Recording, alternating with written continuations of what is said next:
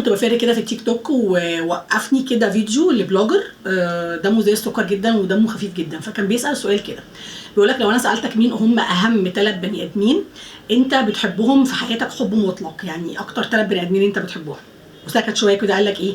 ها عرفت مين هم ال3 بني ادمين؟ انا عن نفسي عرفت هم مين هم ال3 بني ادمين، بس هو سأل بسرعه سؤال بعد السؤال ده. قال لك ايه بقى؟ قال لك في ال3 بني ادمين اللي انت اخترتهم دول اخترت نفسك؟ لو الاجابه فبرافو عليك، انت السيلف استيم وتقديرك لذاتك مهم، وده اللي احنا اتكلمنا عليه في فيديو سابق قبل كده وقلنا ايه هي الفرق ما بين حب الذات والانانيه.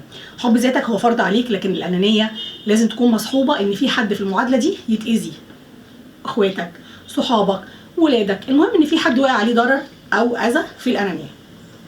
ولو انت ما سمعتش اسمك في ال3 اشخاص اللي انت قلتهم، فانت غالبا محتاج تعيد نظر تاني في حبك لنفسك او حبك لذاتك. حبك لذاتك اللي هو فرض عليك. انت لو انت مش بني ادم سعيد استحاله هتسعد اللي حواليك. لو انت بني ادم ما بتحبش نفسك فصعب جدا اللي حواليك يحبوك او انت كمان تقدم حب للي حواليك. حبك لذاتك وتقديرك ليها ده فرض. وعلى فكره المفاجاه بقى اللي انت ما تعرفهاش ان ربنا سبحانه وتعالى بيخلقنا بثقه كامله في النفس. احنا بنتولد اطفال عندنا ثقه كامله بالكامل في نفسنا. اي لعب في الاوبشن اللي ربنا نزله من فوق سابع سما فاحنا اللي بنكون مسؤولين عنه.